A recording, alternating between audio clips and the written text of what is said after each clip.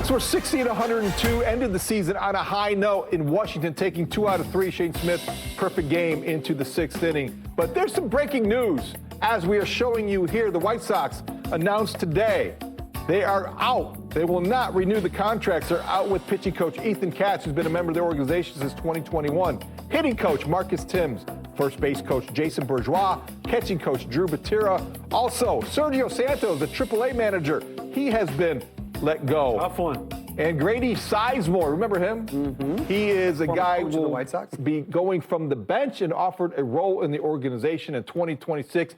I think, Gabe, the biggest news here, a team that came into the season worried about developing the young pitching, firing or getting rid of or parting company with, however you want to word it, Ethan Katz no longer works for the White Sox. It's a big deal. Ethan Katz obviously has had his hand on several prospects for the Chicago White Sox team, but also 𝗬𝗎𝗓, the catching coach. I mean, Edgar Quero, 𝗏𝗏. I mean, these are young guys that have came up, and obviously he was exposed to them as well. But Ethan Katz, what it ultimately tells me is that the White Sox have a level of believability in Venable, right? What he's been able to do this season. Yeah.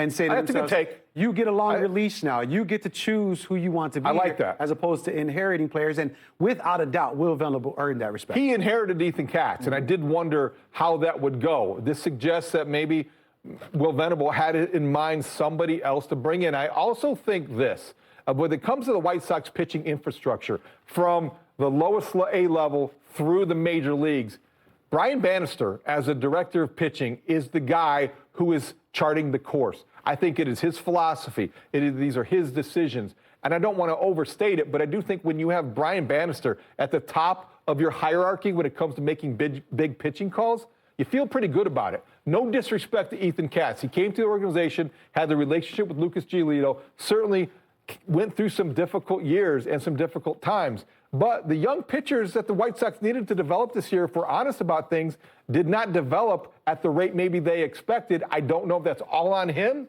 but I do think you look at 2026 and all you know about the rotation is penciled in now, Shane Smith and Davis Martin. And I think you felt like you'd be in better shape with your young pitchers at the end of a season. Yeah, and then obviously let's not forget, he thought he was going to have Cannon. He thought he was going to have Thorpe during this season.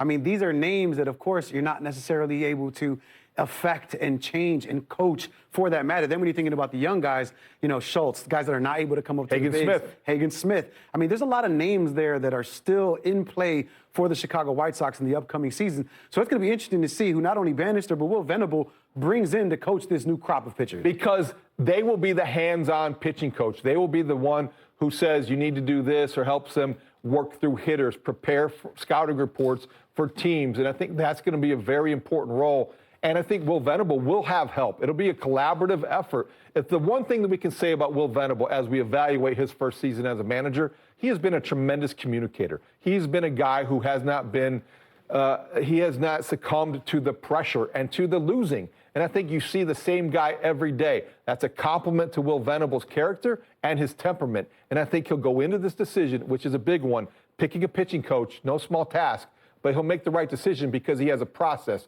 that he trusts. Yeah, listen, the record for the Chicago White Sox was ugly, but the direction of this team certainly isn't when you're talking about Venable. Inheriting a team with 41 victories, getting them to 60 despite the injuries, despite the lack of top-tier talent. 𝗏𝗏 Montgomery not coming on to the tail end of the season. I mean, there's a lot of things that you can point to that you can say to yourself, well, Venable did an excellent job with this team. And then, again, when you're talking about the culture that you're trying to change, the direction of this team, all Sox fans, myself included, feel good about where this team is headed. Marcus Thames as a hitting coach, I think they become, they start to feel a little bit more expendable than maybe pitching coaches. I don't know if that's fair or accurate, but, you know, he did have them taking a very aggressive approach at one point, chasing fastballs, attacking fastballs earlier in the count, and they had ebbs and flows, but let's face it, they needed more production.